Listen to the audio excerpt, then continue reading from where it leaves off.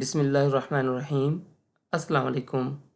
मेरा नाम मुर्शद खान है और ये फॉरेक्स ट्रेडिंग के webinars do prime multi regulated broker की जानब से दिए जा रहे हैं। अगर आप हमारी फॉरेक्स ट्रेडिंग कम्युनिटी का हिस्सा बनना चाहते हैं तो डिस्क्रिप्शन के अंदर हमारी व्हाट्सएप नंबर, कम्युनिटी लिंक और हमारा रेफर लिंक दिया गया है। अगर आप हमसे फॉरेक्स ट्रेडिंग सीखना चाहते हैं तो हमारे लर्निंग का हिस्सा बन जाएं, जो कि बिल्कुल फ्री ऑफ कॉस्ट है और हम 1 साल के लिए बिल्कुल फ्री लर्निंग दे रहे हैं। 1 साल के बाद आप चाहें तो हमारी ही कम्युनिटी का हिस्सा रहें या आप सेपरेट अपनी किसी और कम्युनिटी को या आप सेपरेट से अपना ब्रांड भी डेवलप कर सकते हैं। हम उस बारे में भी आपको प्रॉपर गाइड और रहनुमाई देंगे। अलावा अजीम, अगर कोई बंदा हमारा वीआईपी ग्रुप ज्वाइन करना चाहता है, वो ऑलरेडी ट्रेडिंग कर रहा है, तो वो भी हमें ज्वाइन कर सकता है। हमारे जो टेक्निकल टीम है उनसे आप राब्ता कर सकते हैं। शुक्रिया। वेबिनार शुरू करते हैं। फंडामेंटल एंड टेक्निकल एनालिसिस, बुनियादी और तकनीकी तजिया।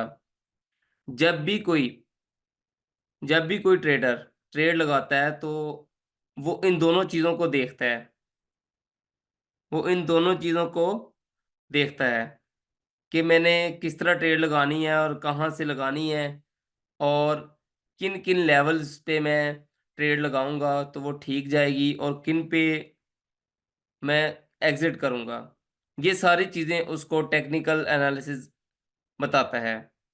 और फंडामेंटल उसको बताता है कि मैंने आज मार्केट में घुसना है कि नहीं, किस मौके पे कौन सी मूव हो सकती है। Learning outcomes, major topics, fundamental analysis, technical analysis. ये दो ही मेन टॉपिक होंगे आज के वेबिनार्स के। आज मैं आपको फंडामेंटल एनालिसिस करके दिखाऊंगा कि कहाँ से आपने करना है, सोर्स क्या होगा उसका। Assessing to forex market by looking at economic factors like interest rate, employment, inflation, geopolitical events। forex market का तजिया करना, अंदाजा लगाना, मुतालिया करना, जैसे कि इंटरेस्ट रेट, एम्प्लॉयमेंट का डाटा, इन्फ्लेशन, जियोपॉलिटिकल इवेंट्स, जो मैंने आपको कल भी बताए थे तफसीलन, लास्ट जो हमारे वेबिनार गुजरे हैं उसमें। तो उन सब को जब हम देखते हैं तो इस चीज का नाम होता है फंडामेंटल एनालिसिस। और ये हम यूएसडी का करते हैं आमतौर पर। फॉर यूएसडी मेजर फंडामेंटल्स जो हैं ये हम देखते हैं। और वो कौन से होते हैं? एफओएमसी, यानी ये इंटरेस्ट रेट का फैसला करती है। एनएफपी, जॉब्स के बारे में। और सीपीआई यानी इन्फ्लेशन। ये तीन हमारे बेसिक इंडिकेटर हैं जो बहुत ही टॉप पे हम जिसको देखते हैं और बहुत ही ज्यादा अहमियत के हामिल हैं। इनकी अहमियत सबसे ऊपर है। इसकी मजीद हम तफसील देखते हैं। एफओएमसी क्या होती है? फेडरल ओपन मार्केट कमेटी, अब monetary policy decision making body. आपको पता होगा कि दो पॉलिसियां होती हैं किसी भी मुल्क के अंदर। एक होती है आपकी फिस्कल पॉलिसी, दूसरी होती है मॉनेटरी पॉलिसी। फिस्कल पॉलिसी वो होती है जो जून में आपका बजट आता है। ठीक है, जून में बजट आता है और उसमें आपको पता लगता है कि हमारे मुल्क में कौन सा पैसा कितना कहाँ से आएगा। हुकूमत बताती है कि हम वहाँ वहाँ से इतना इतना टैक्स लगा के हम इकट्ठा करेंगे, कितना खर्चा हमारा आएगा और हमने वो खर्चा कहाँ से अर्न करना है, यानी पैसे के बारे में। ठीक है। और जबकि मॉनेटरी पॉलिसी बेसिकली सिंपल एक कंट्रोल है कि how to control a flow of money, और यानी पैसों का छपाई करना या उसमें बहुत ज़्यादा जो हम नोट प्रिंटिंग करते हैं या कम करते हैं, तो ये मॉनेटरी पॉलिसी में आता है। और इसमें इंटरेस्ट रेट डिसीजन वगैरह शामिल है। अच्छा, आपको पता लग गया होगा इसमें कि मॉनेटरी पॉलिसी और फिस्कल इनमें क्या फ़र्क होता है। मॉनेटरी पॉलिसी सेंट्रल बैंक देता है और फिस्कल पॉलिसी कौन देता है? ये हुकूमत वक़्त देती है। ठीक है। NFP, non farm payroll job increase decrease indicator, यानी फार्मिंग सेक्टर के अलावा जो जॉब्स वगैरह होती हैं, ये अमेरिका का बता रहा हूँ। ये यूएसडी जो है ना, ये इसके बारे में है। क्योंकि जब अमेरिका का जो डॉलर है उसको आपने स्टडी कर लिया तो उसका ही पेयर है हर करेंसी के साथ, और गोल्ड के साथ भी उसका इनवर्स कोरिलेशन है। ठीक है। इसमें CPI, consumer price index, inflation increase decrease gauge. ये सीपीआई हमें बताता है कि किसी मुल्क में कितनी महंगाई जो है वो हो गई है, और जब महंगाई ज्यादा हो गई है तो इसमें हमें इंटरेस्ट रेट बढ़ाना पड़ता है, और इंटरेस्ट रेट बढ़ेगा तो उससे उस मुल्क की जो करेंसी है वो मजबूत होती है, क्योंकि लोग जो है फिर वो बैंकों में पैसा रखवाना शुरू कर देते हैं, और उससे उनको सूद आता है और वो लोग सूद खाते हैं, और उससे क्या होता है, उनकी इकॉनमी जो है वो बदहाल हो जाती है, और कह सकते हैं कि सूद जो है ये दुनिया की बड़ी से बड़ी मुआशी जो ताकत होती है उसको भी खा जाता है। जैसे इस वक्त तारीख का सबसे बुलंद तरीन सूद शरह सूद है अमेरिका की, तो उनकी इकॉनमी जो है ना इस टाइम जबूहाली का शिकार है, उनके बैंक भी डिफॉल्ट कर गई हैं लास्ट टाइम, याद है आपको। जीडीपी, ग्रॉस डोमेस्टिक प्रोडक्शन, ये क्या होती है? Production value with in national borders. आपके मुल्क के अंदर आपने क्या प्रोड्यूस किया, आपने कितनी वैल्यूज प्रोड्यूस की। मतलब जैसे अभी आपने गंदम प्रोड्यूस की तो वो एक वैल्यू रखती है, जितनी वैल्यू रखने वाली चीजें जो कि बाद में करेंसी में या अदर चीजों को अर्न कर सकें तो उसको हम कहते हैं जीडीपी। ठीक है, और अब मैं इसमें आपको तफसील के साथ थोड़ा बताता हूँ कि ये देखें, आपको ये स्क्रीन नजर आ रही होगी कि इस स्क्रीन के अंदर आप देखें कि सबसे पहले आपने जो फंडामेंटल लेना है वो कहाँ से लेना है। ये देखें, इससे आपको क्या पता लगता है इस वेबसाइट से। ये है फॉरेक्स फैक्ट्री। फॉरेक्स फैक्ट्री में आपको ये देखें, ये सारे इवेंट्स आ रहे हैं, ठीक है। इन इवेंट्स के जरिए आपको पता लगता है कि किसी मुल्क के आपके इंटरेस्ट रेट कितने चल रहे हैं, वो कट कर रहे हैं या बढ़ा रहे हैं। ये देखें, ये सीबी कंज्यूमर कॉन्फिडेंस, ये देखें, ये सीपीआई है ऑस्ट्रेलियन का। ठीक है, अब देखें कि मैं इसमें एक ये फोल्डर के ऊपर क्लिक करता हूँ, ओपन डिटेल्स, तो ये आपको बताता है सोर्स कि ये कौन जारी, ऑस्ट्रेलियन ब्यूरो ऑफ स्टैटिक्स, ये उनका कुछ सरकारी इदारा है ऑस्ट्रेलिया का, वो आप करता है। ठीक है, उसमें नीचे इसकी पूरी डिटेल्स बताता है। ठीक है, इसके बाद मैं आपको अमेरिका का को निकाल के देता हूँ। ये देखें, ये इनका आज एक डाटा है जीडीपी का, month of month GDP, final GDP, quarter of quarter, इस तरीके से, और अनएम्प्लॉयमेंट क्लेम, फाइनल जीडीपी, ये सारे इसके जो ये इंडिकेटर्स है ना, ये इस तरह इन वेबसाइट्स के ऊपर आते हैं, और उसमें डिटेल्स क्या है इसकी। ये कह रहा है कि ये देखें, ब्यूरो ऑफ इकोनॉमिक एनालिसिस, ये इनका सरकारी इदारा है, वो करता है, और ये analyse change in the inflation adjusted value. ठीक है, अब ये मेजर्स देखता है इसकी। ठीक है, इस इसका ये जो पेरिफ्री है इसको अब ये स्टडी करता है। यूजुअल इफेक्ट, यूजुअल इफेक्ट होता है कि इसका आमतौर पर क्या असर होता है। कहते हैं actual greater than for cost is a good for the currency. अगर ये ज्यादा आ जाता है, ये चीज है यूजुअल इफेक्ट। के यूजुअल इफेक्ट क्या है इसका? ठीक है, फ्रीक्वेंसी, फ्रीक्वेंसी होती है कि ये कब रिलीज होता है। कहता है रिलीज क्वार्टरली, और ये 85 days after the quarter ends. अब ये फिर नेक्स्ट भी बताता है कि नेक्स्ट इसने कब रिलीज होना है। ये 27 जून को होगा, अगर आज इसका डाटा आया तो उसके बाद ये 27 जून को आएगा। ठीक है, एफएफएम नोट, एफएक्स फैक्ट्री नोट, ये इसके बारे में पूरा इसका एनालिसिस लिख रहे हैं कि किस तरह होगा ये। अब ये कह रहा है वाई ट्रेडर केयर, ये देखें, कह रहे हैं कि it's the broad broadest measure of economic activity. ये किसी मुल्क की जो इकोनॉमी की हेल्थ है वो उसको बताता है। ठीक है, और आप देखें ये बहुत ही अहमियत का हामिल होता है जीडीपी। ये हमारा चौथा ऐसा इंडिकेटर होता है जो कि बहुत ज्यादा अहमियत रखता है। अच्छा, इसी तरह अब इसमें एक और चीज आती है, वो आती है स्पीचेस। स्पीचेस क्या होती हैं कि जैसे सेंट्रल बैंक है, उसका जो कोई ओहदेदार होता है बड़ा, वो स्पीच करता है। ये है फेड चेयर, यानी जो अमेरिका का सेंट्रल बैंक है उसका जो चीफ है ये स्पीच करता है, तो फिर उसके बाद भी मार्केट काफी ज्यादा जो है ना वो ऊपर या नीचे वोलेटाइल होती है। ठीक है, इसके बारे में आप देखें कि due to participate in the moderated discussion. ठीक है, विद द कई रेजडल at the microeconomic, microeconomics होती हैं जो आपके मुल्क की मसनूआत वगैरह। ठीक है, जिसमें आपके कोई भी बड़े पैमाने पे इंडस्ट्रियल या ये सारी जो चीजें होती हैं इसको मैक्रो इकोनॉमिक्स कहते हैं, और ये मॉनेटरी पॉलिसी भी साथ ही जिक्र कर रहा है। ठीक है, कॉन्फ्रेंस होती है कि इसमें सहाफियों के जो सवाल जवाब भी शामिल होते हैं। जैसे लास्ट टाइम एफओएमसी थी, तो उसने जस्ट एक सिंपल सेंटेंस बोला था, उस सिंपल सेंटेंस में ऐसा कुछ कह दिया उसने, पावल ने, कि पूरी की पूरी मार्केट क्रैश कर गई थी। तो ये एक्सपीरियंस से आएगा आपको कि किस तरह हम इसको हम इंटरप्रेट करें कि कौन सा किस बयान के ऊपर कौन सी मार्केट कैसे मूव करेगी। तो ये बहुत ही अहम हमारा एक होता है इकोनॉमिक कैलेंडर, जिसमें एक नहीं बहुत सारे इवेंट्स होते हैं। अब इसमें मजीद मैं कुछ देखता हूँ कि हाँ ये देखें, आईएसएम मैन्युफैक्चरिंग है। ये अगर आप मैं आपको जरा पॉइंटिंग कर देता हूँ, ये देखें, ये एक इंडिकेटर है। ठीक है, डॉलर के जितने भी इंडिकेटर होते हैं ना, ये सारे इंपॉर्टेंट हैं। इसमें कोई भी ऐसा नहीं है आप कहें कि ये इंपॉर्टेंट और ये नहीं है। जितने रेड वाले हैं खासकर वो तो ज्यादा होते हैं। अच्छा, इसमें फिल्टर भी लगा देता हूं मैं। ये देखें, अब सारे के सारे मैंने रेड वाले कर दिए हैं। वो जो जितनी बात देखें, अनएम्प्लॉयमेंट क्लेम पहले जो थी फॉरकास्ट वो थी, ये देखें, ये कह रहा है कि 210K मतलब 2,10,000 लोग ये पहले जो है ना ये अनएम्प्लॉयड थे। इस दफा 2,12,000 यानी 2,000 और बंदे की पेशगोई की गई है कि ये क्या हो जाएगा मजीद। ये देखें ऊपर ऊपर से ये प्रीवियस फॉरकास्ट और एक्चुअल। एक्चुअल वो होता है जो आता है। अगर फर्ज किया यहाँ पे आ जाता है द 215 आ जाता है, यानी जो फॉरकास्ट है ना उससे भी बढ़कर इंप्लॉयमेंट हो जाती है, अनएम्प्लॉयमेंट हो जाती है।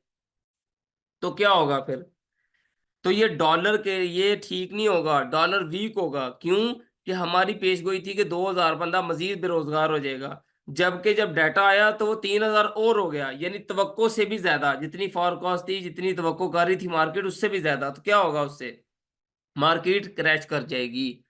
अगर ऐसा नहीं होता, बल्कि ये आ जाता है 208 यानी 2,08,000, मतलब हमने जो तवक्को की थी वो 2,12,000 की थी, उससे भी कम आते आते 2,08,000। तो इसका मतलब ये है कि बेहतर हो गया, बेरोजगारी कम हुई है। तो फिर डॉलर जो है वो बहुत ज्यादा बूस्ट करेगा, और डॉलर के अगेंस्ट जितने भी काउंटर करेंसी पेयर्स हैं, वो 8 मेजर हैं, और बाकी भी वो सारे क्या हो जाएंगे, जमीन बोस हो जाएंगे। इसके अलावा गोल्ड भी नीचे गिरेगा। ये इसका इन्वर्स को इसमें मैंने आपको आईएसएम, हाँ ये देखें, जोस जॉब ओपनिंग, ये देखें, ये एक इंडिकेटर है। ये बता रहा है 8.86 मिलियन।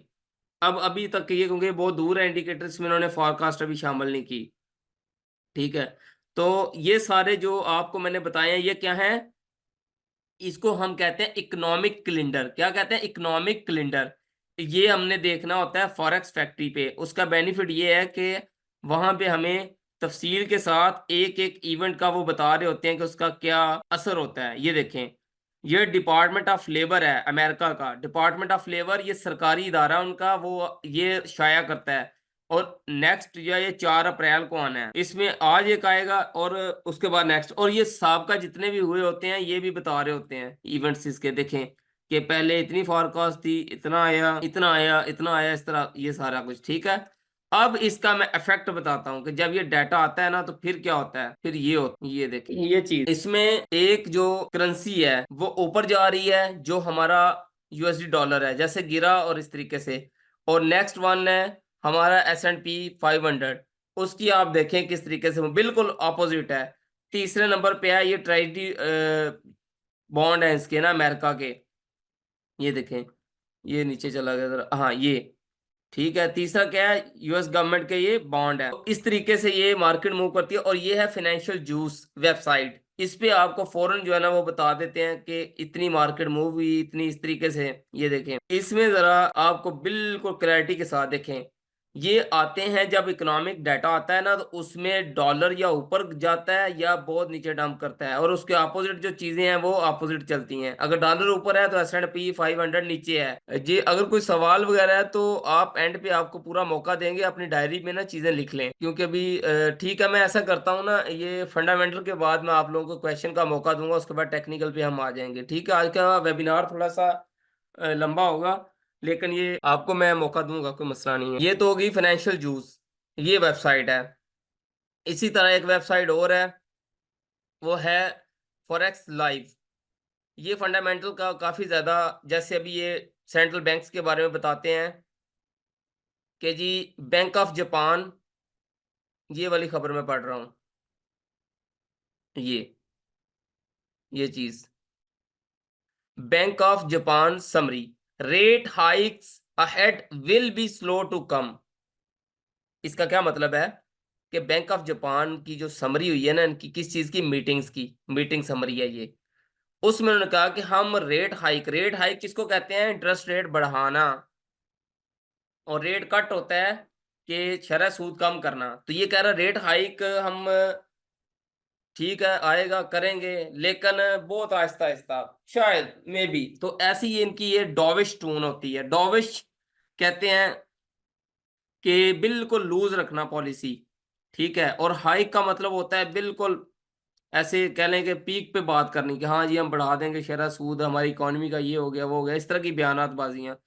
तो आप देखें कि इस लेवल पे जब आप ट्रेडर बनते हैं ना, तो आपको एक एक बयान जो होता है किसी भी सेंट्रल बैंक का, किसी मुल्क का सरबराह जब बयान देता है, तो वो आपको बहुत ज्यादा जो है ना मायने रखती है बात, तो उसमें आप इम्पैक्ट होता है। जैसे अभी आपने यूएसडी जेपीवाई में ट्रेड करनी है, जापान की और अमेरिका का जो पेयर है, करेंसी पेयर, तो उसमें डेफिनेट आपको बैंक ऑफ जापान और बैंक ऑफ अमेरिका दोनों को देखना पड़ेगा कि उनकी क्या स्टांस है। अच्छा, इसके अलावा जी नेक्स्ट है हमारे पास, अच्छा, हेडलाइंस के लिए हम यूज करते हैं मोस्टली ये रॉयटर्स ना, इसकी जो वेबसाइट है ये फिनांस के लिहाज से काफी ज्यादा। अब ये देखें इसमें हमें दे रहा है कि ये खबर है कि इस तरह ये नीचे खबर है, और मैं इसमें कोई अहम खबर देखता हूँ और आपको, UK economy went into recession, ये देखें ये एक खबर है। अब देखें ये कह रहा है UK economy went into recession last year, data confirm. अब ये बड़ी खतरनाक चीज है। अब मैं आपको बताता हूँ कि होता क्या है। ये दो तीन चीजें हैं, आपने समझ नहीं है कि एक होता है इन्फ्लेशन यानी महंगाई, एक होता है डिफ्लेशन, ठीक है, यानी कि महंगाई नहीं है। एक होता है स्टैगफ्लेशन, यानी ना महंगाई है तो ना ही ग्रोथ कर रही है, यानी कि रुक जाना इकॉनमी का ना, स्टैग हो जाना। एक होता है रिसेशन, रिसेशन होता है कि तबाही, मतलब कि किसी मुल्क के जो बैंक हैं वो डिफॉल्ट कर रहे हैं, बैंक से डिफॉल्ट कर रहे हैं, और उस मुल्क के ऊपर कर्जे बहुत बढ़ गए हैं, अनस्टेबिलिटी हो गई है, खाना जंगी टाइप सूरत हाल, नफसा नफसी का आलम हो गया, तो ये रिसेशन हो जाती हैं इसमें, ठीक है, रिसेशन की ये अलामत है। अच्छा, इस तरह ये चीज आ गई, ये अल जजीरा की वेबसाइट है। आप देखें यहाँ पे आज की खबर है कि Russia Ukraine war live news, ये न्यूज आ रही है जिसमें कह रहा है कि Russia attacks Kharkiv with aerial bombs, इन्होंने हवाई कोई हमला किया है नया आज से दोबारा। तो आप देखें ये यूक्रेन की जो जंग है ना, इसमें तेजी आ रही है, उसका आपने बराह रास्त आज असर देखा गोल्ड की प्राइस के ऊपर भी, ठीक है। तो इस तरह ये मार्केट जो है ना ये मूव करती है। अच्छा, एक और वेबसाइट है क्रूड ऑयल के हवाले से, ये ऑयल प्राइस डॉट कॉम, जिस बंदे ने ऑयल पे ट्रेड करनी है उसको इस वेबसाइट का पता होना चाहिए। ये देखें जी, इसमें ब्रेकिंग न्यूज आ रही है जो कि आपको इस टाइम नजर आ रही है इस पे, oil prices set to post a strong quarterly gain.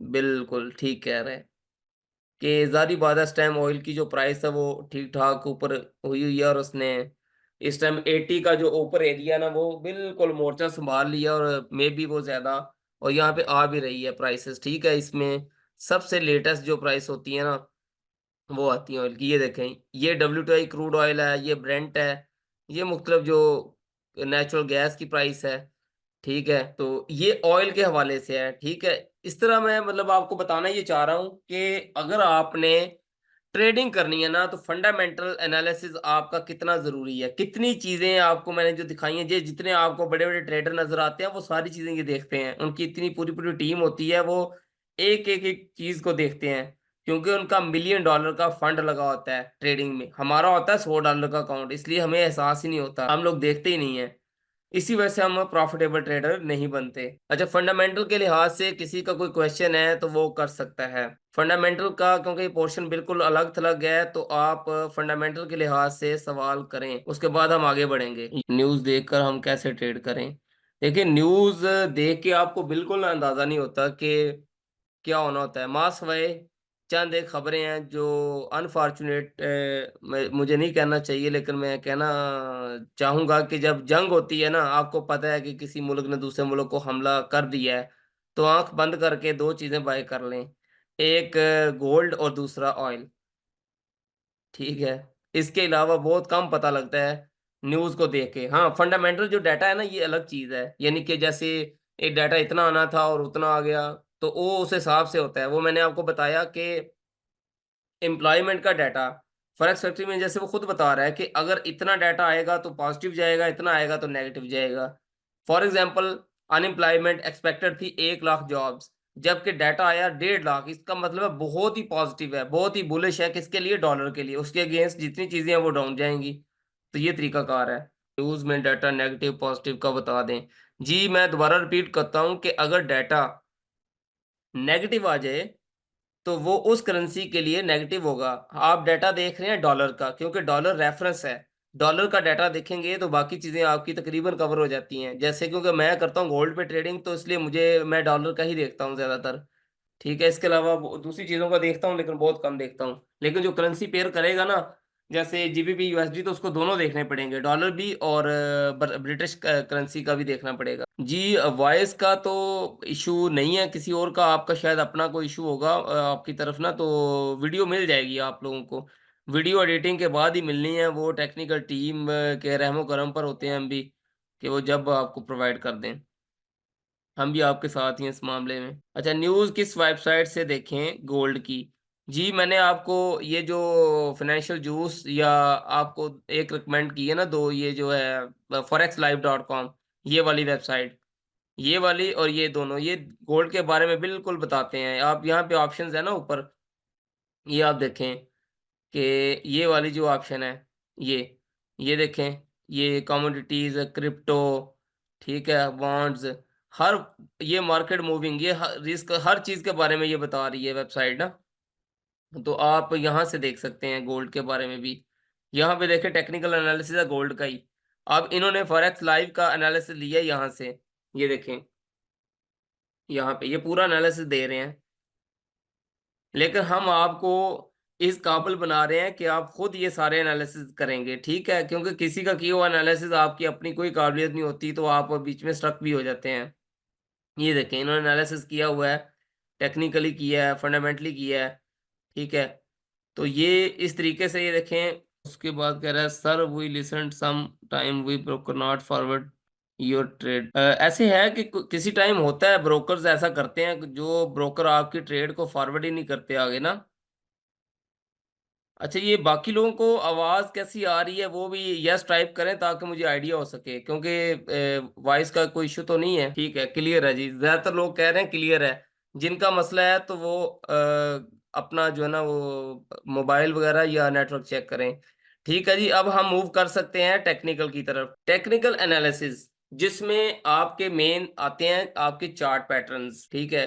Price chart patterns भी उनको कहते हैं, जिसके नाम है head and shoulder, double top, double bottom, ठीक है, triple top, triple bottom, rectangle, trading range भी इसको कहते हैं, symmetrical triangle, ascending descending triangle, flag, bearish flag, bullish flag भी बोलते हैं, कप एंड हैंडल। ये क्या है? ये चार्ट पैटर्न्स हैं, ठीक है? आपने याद रखना है कि चार्ट पैटर्न और कैंडलस्टिक पैटर्न में फ़र्क है। ये आपको मैं जब चार्ट पे लेके जाऊँगा तो फिर बताऊँगा आपको, ठीक है? दूसरी चीज़ होती है कैंडलस्टिक पैटर्न्स। ये कैंडल्स के हैं पैटर्न, ठीक है? Doge, hammer, hanging man, shooting star, morning star, evening star, engulfing, ठीक है? तो हरामी, ये भी एक पैटर्न है, ठीक है? Piercing pattern. तो ये सारे क्या हैं? ये कैंडलस्टिक पैटर्न्स हैं। इसी तरह इंडिकेटर्स हैं, मूविंग एवरेजेस है, आरएसआई, मैकडी या एमएसीडी भी बोलते हैं, स्टोचैस्टिक है, ऑसिलेटर, वॉल्यूम, ठीक है, पैराबोलिक एसआर, सीसीआई, ये इंडिकेटर्स के नाम हैं। और इसमें होते हैं tools, Fibonacci tradesman, support and resistance level, trend lines, geometrical shapes हैं, टेक्स्ट है, लेबल है। ये सारे क्या हैं? हमारे टेक्निकल हैं। अब मैं आपको टेक्निकल के लिए चार्ट पे लेके चलूंगा तो आपको ज्यादा समझ आएगी। एक सेकंड, जरा मैं ओपन कर लूं। जी। अच्छा, अब देखें कि ये हमारा सॉफ्टवेयर है, ठीक है। ये लैपटॉप की स्क्रीन है। वैसे आमतौर पर लोग पूछते हैं कि मोबाइल पे ट्रेडिंग करें या इस पे करें कंप्यूटर पे। तो इसका बिल्कुल आसान जवाब है कि आप कंप्यूटर पे ट्रेड्स करें, ठीक है। कंप्यूटर्स पे ट्रेड करने का ये फायदा होता है कि आपको तमाम का तमाम जो व्यू है जो वो बहुत बड़ा और अच्छा नजर आता है, ठीक है। अब इस पे हमने क्या लगाए हुए हैं, सबसे पहले मैं इसको ना एक न्यू विंडो लेता हूँ और उसमें आपको इंडिकेटर्स लगा के दिखाता हूँ, ठीक है। इसमें थोड़ा सा मैं ना पहले तो पेंसिल लेके ना आपको चीजें बताता हूँ, ठहरे। ये देखें, ये टाइम फ्रेम्स हैं। M1 से लेके ये मंथली तक जा रहा है टाइम फ्रेम। ये हैं जिस पे आपने ट्रेड करनी है। इस जगह पे ये देखें, ये मुख्तलिफ करेंसी पेयर्स हैं, गोल्ड, ऑयल, इसमें सारी चीजें आती हैं। जो ना हो तो आप इस पे ऐड भी कर सकते हैं, ठीक है। और बाकी इसमें ये टूल्स हैं, जैसे ये फीबो का टूल है, ठीक है। इस तरह ये शेप्स हैं। और इंडिकेटर्स कहाँ पे होते हैं, ये आपके ये इंडिकेटर यहाँ भी हैं इंडिकेटर, और इसमें आप इंसर्ट से भी आप इंडिकेटर इंसर्ट कर सकते हैं, ठीक है। ये चार्ट की किस्म है, बार चार्ट है, कैंडल चार्ट है और लाइन चार्ट है। ये मैं आपको सारे करके दिखाऊंगा, ठीक है। और ये कैंडल्स हैं, देखें ये बन रही है ना। हर कैंडल्स का एक मतलब होता है, ठीक है। जब ये देखें कोई भी जैसे इसी जगह पे आप देख लें, ये एक पैटर्न है ना, इसमें जो हमारी बिरिश कैंडल है उसको बुलिश कैंडल ने पूरी तरह इसको खा लिया। इनगल्फ का मतलब होता है खाना, तो ये इनगल्फिंग पैटर्न बनेगा, ठीक है। इसी तरह हमारे जो ये देखें, ये यहाँ पे डोजी बन गई। डोजी इसको कहते हैं कि ये बिल्कुल नीचे एक दुम बच जाती है और ऊपर जो है ना ये इस तरीके से, ठीक है। ये डोजी होती है, ठीक है। इस तरीके से डोजी कैंडल। तो इस ये कब बनती है कि जब मार्केट ने ऊपर जाना होता है, ठीक है। तो ये एक साइंस होती हैं जिससे हमें जो एक्सपेक्टेड जो मूव होती है ना नेक्स्ट, वो पता लगती है, ठीक है। अब देखें, ये हमारी जो मूविंग एवरेजेस है ना, ये लगी हुई हैं। मार्केट ने इस पॉइंट पे आके इसको क्या बनाया, एक सपोर्ट बनाया है। ये देखें, यहां से मार्केट उठी है, इसको सपोर्ट बनाते हुए हमारी मूविंग एवरेजेस एक इंडिकेटर है, इंडिकेटर के तौर पे यूज हो रहा है। और ये हमें एज अ सपोर्ट भी दिखा रहा होता है और ट्रेंड भी दिखा रहा होता है, ठीक है। इसी तरह ये दो हमने तीन मूविंग एवरेज लगाई होती है, 20 की और 50 की और 200 की।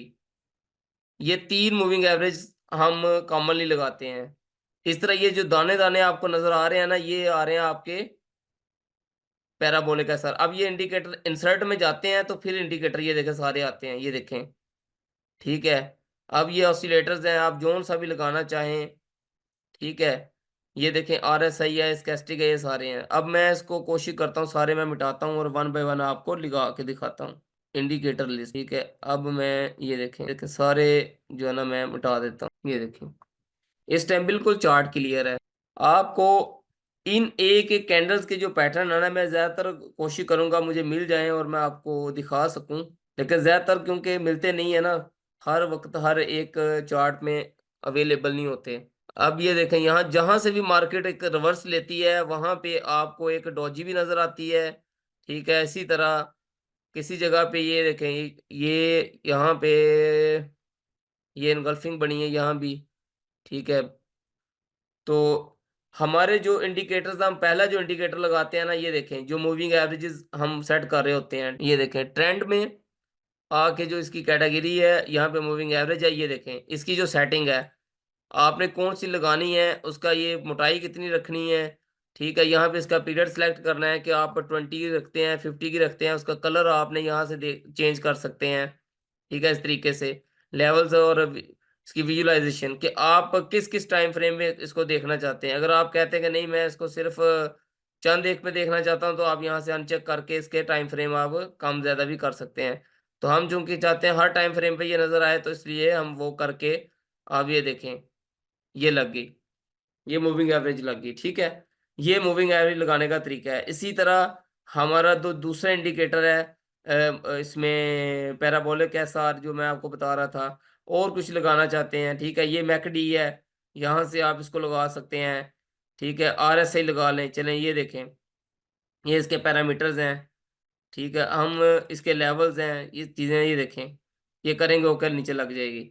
आप एक चीज़ गौर करेंगे कि जब भी मार्केट की देखें आप ऊपर जाएगी तो ये वहां पे ओवरसोल्ड ओवरबॉट कंडीशन देती है, तो उससे क्या होता है मार्केट, ये देखें यहाँ भी देखें और ऊपर देखें, यहाँ से मार्केट रिवर्स लिया तो ये भी नीचे आ रही है। तो जैसे जैसे प्राइस मूव करती है वैसे आरएसआई हमारी मूव करती है। ठीक है। तो ये डाइवर्जेंस भी एक देती है जिसमें आपकी प्राइस और आरएसआई की जो लाइन है उसमें फर्क आता है, तो तब भी मार्केट या ट्रेंड चेंज करती है, आपका रिवर्सल लेती है। ठीक है, और अगर ऊपर हो रही हो तो वो नीचे गिर जाती है। ठीक है, यानी एक रिवर्सल साइन देती है। ये देखें यहाँ पे एक लाइन जो है ये ऐसे देखें, ये नीचे की तरफ ऐसे है, और आरएसआई की जो डायरेक्शन है वो उस हिसाब से ऐसे नहीं है, वो थोड़ी सी यूं हुई है, मामूली सी। आप देखें ये, तो ये यहाँ पे फर्क आ रहा था इसकी प्राइस का और उसकी, तो देखें मार्केट कहाँ तक मूव की है। तो इसलिए इसमें इंडिकेटर्स में एक मामूली सा जो फर्क होता है ना, वो आपको वो भी बहुत बड़ा फर्क जो है ना वो बन जाता है। ठीक है। अब ये टेक्निकल में, ये तो मैंने इंडिकेटर्स आपको बताए हैं ना, अब मैं आपको बताता हूँ टूल्स कैसे लगाने हैं। ठीक है, टूल्स क्या है, जैसे अभी एक लाइन है, ये देखें, ये मैंने हॉरिजॉन्टल लाइन लगा ली। अब इसी लाइन को आप ऊपर मूव भी कर सकते हैं, यहां भी कर सकते हैं। ये देखें, अगर मैंने यहां इसको रखा और इसको मैं प्रॉपर्टी में जाके इसको थोड़ा मोटा कर देता हूं ताकि ये नजर भी आए। ये देखें, अब प्राइस आप देखें कि इसको रिस्पेक्ट कर रही है, इसके कितनी जगहों पे दोबारा बाउंस होके मार्केट, ये देखें, एक मिनट में थोड़ा बड़ा कर दूं। ये देखें, आप यहां गौर कीजिए कि मार्केट कितनी दफा, ठीक है, ये देखें, ये हमने यहाँ पे लगाई थी, ये देखें एरिया, ये देखें, ये देखें यहाँ पे, और यहाँ देखें कि इस एक तखयलाती लाइन को रिस्पेक्ट देती हुई मार्केट जो है वो ऊपर जा रही है। ठीक है, तो ये है हमारा टूल। सिंपल ये इंडिकेटर नहीं है, एक टूल के तौर पे हम इसको यूज करते हैं। अच्छा, इसी तरह अब मैं आपको बताऊंगा, ये एक टूल है फिबोनाची का। मार्केट यहां से उठी तो यहां तक आ गई, ये इसकी रिट्रेसमेंट एक वैल्यूज होती हैं कि कहाँ से मार्केट रिट्रेस कर सकती है। ऊपर गई, यहां से अगर ये गिरी है तो ये हमें 38 के लेवल से बाउंस हो सकती है, यहां से भी हो सकती है, या यहां से होगी। ठीक है, इस तरीके से। तो ये इनके फीबो के लेवल्स होते हैं। ठीक है, ये एक टूल है, ये मैंने आपको बताया। इसी तरह ये एक टूल है जिसमें आपके बहुत सारे, ये देखें, छोटे छोटे गैजेट्स होते हैं इसमें। अब मैं आपको इसमें ऑब्जेक्ट की बता देता हूँ कि किस तरह हम, ये शेप्स हैं। ठीक है, शेप्स में मैं आपको बताता हूँ कि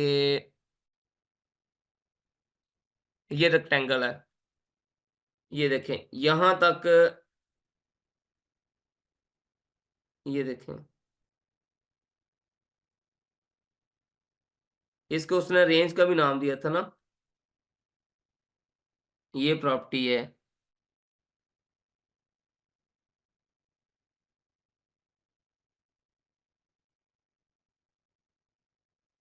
ये देखें, तो ये जितनी भी हमारी ये वर्किंग होती है ना, हम ये टूल्स के साथ ये सिर्फ ये पता करते हैं कि मार्केट अब कहाँ जाएगी।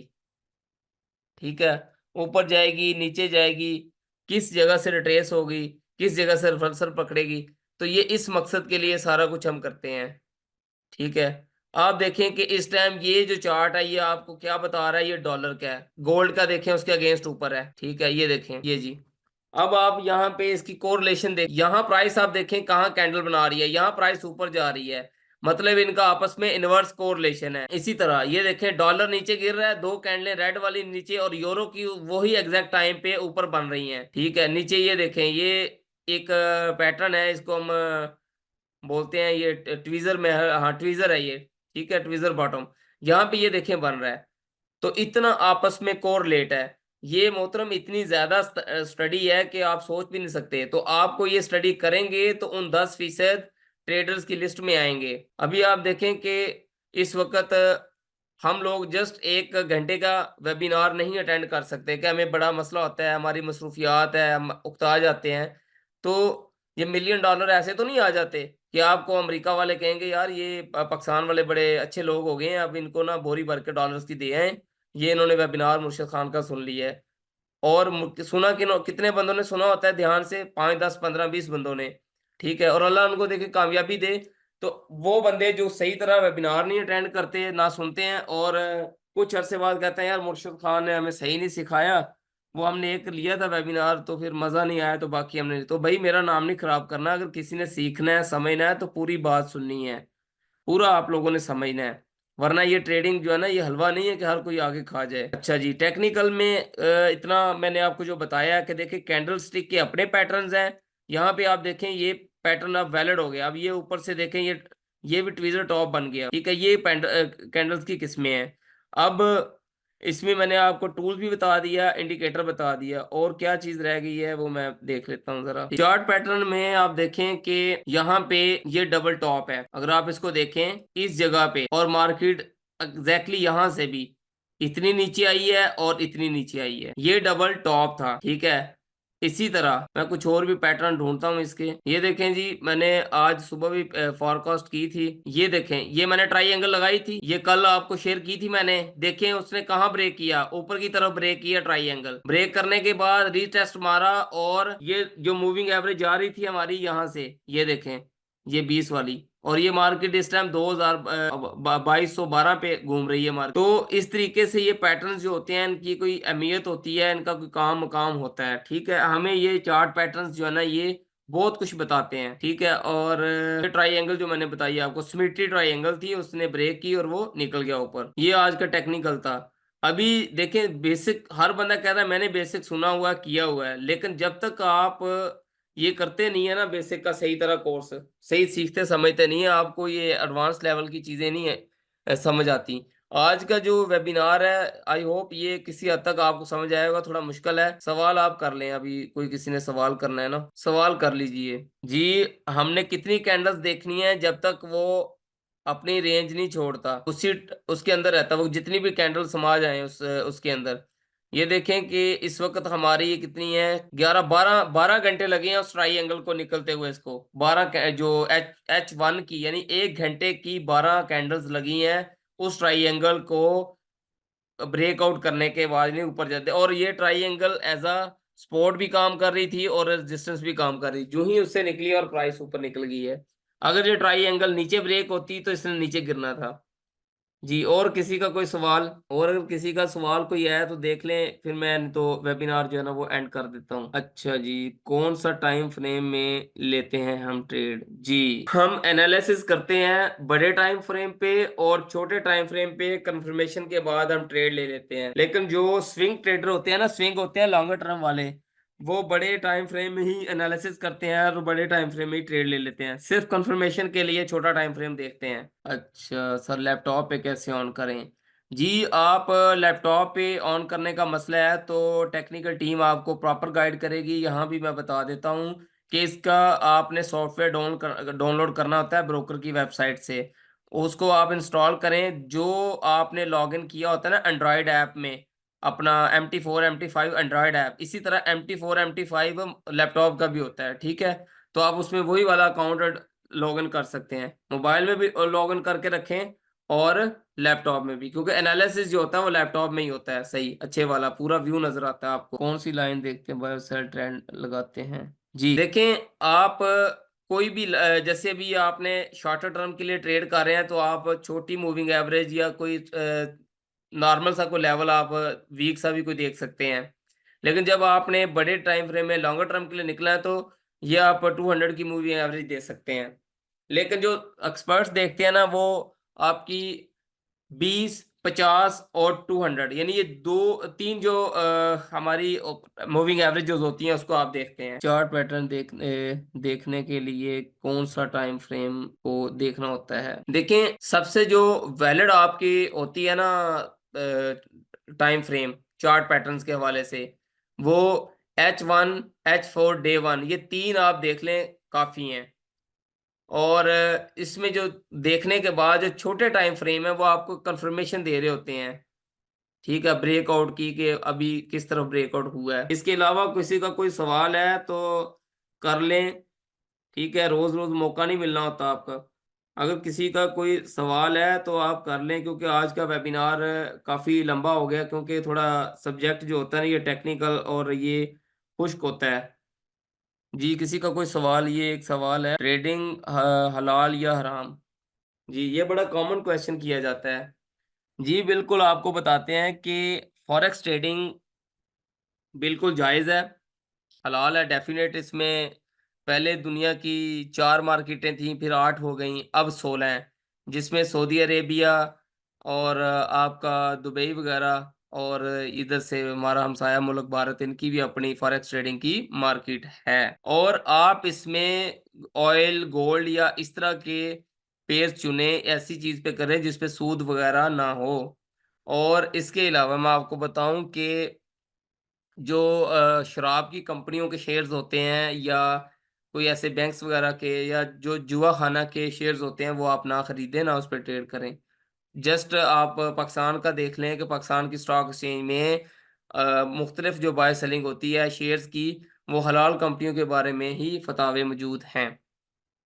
और इसमें फॉरेक्स ट्रेडिंग में आम तौर पर बोला जाता है कि कब्ज़ा-शब्ज़ा नहीं होता, तो ऐसी चीज़ है जिसका कब्ज़ा ही नहीं है तो हम उस पे देखें। ब्रोकर क्या होता है? आपका वकील ही है ना, वकील के ज़रिए कब्ज़ा ज़रूरी है, तो वकील के ज़रिए तो कब्ज़ा हुआ होता है। आपका करेंसी नोट है, उसपे भी एक वादा लिखा हुआ है, ठीक है? उसमें वादा सोने का वादा है ना कि करेंसी नोट देंगे तो उसके बदले हमें सोना मिलेगा। तो जब आप बैंक के पास जाएँ कि यार ये करेंसी नोट ले रहे हैं मुझसे और इसके बदले मुझे सोना दे दो, तो क्या आपको देगा? इसका मतलब वो झूठा वादा लिखा हुआ है। तो ऐसे नोट के साथ आप कारोबार कर रहे हैं, लेन-देन कर रहे हैं, तो वो बिल्कुल ठीक है, शरई जो तौर पर जायज़ है। तो फिर ट्रेडिंग का क्या कांसेप्ट बनता है कि ये हराम या हलाल इसको बोले हम? ठीक है। देखिए, किसी दौर में मुफ्तियाने कराम जो है ना, उनकी व्यूज़ वगैरह थे कि फ़ेसबुक पे या यूट्यूब पे अगर कोई इस्लामी फ़तवा आता है, तो उसकी वैलिडिटी नहीं होगी। ठीक है? जब तक कि वो एक प्रॉपर कोई मुस्नद आलम वो फ़तवा ना दे और इस तरीके से।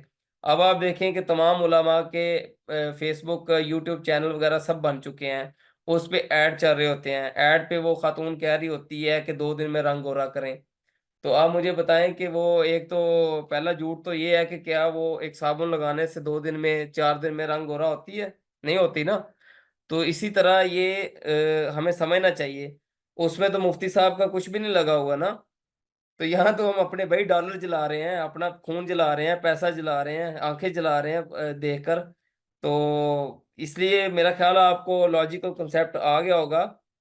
तो इसमें बिल्कुल ये जायज़ है, कोई ऐसा मसला नहीं है इसमें ट्रेडिंग का ना। हराम वो चीज़ होती है जिसमें आपने सूद वगैरह वाला मामला करना, वो आपने ना सूद लेना ना देना ब्रोकर को, ठीक है? तो उम्मीद है आपको समझ आ गई होगी। और किसी का कोई सवाल है तो बता दें, मैं वेबिनार एंड कर रहा हूँ, ठीक है? जी, बहुत शुक्रिया जी, आपने आज की क्लास से बहुत कुछ सीखा होगा। अल्लाह हाफ़िज़।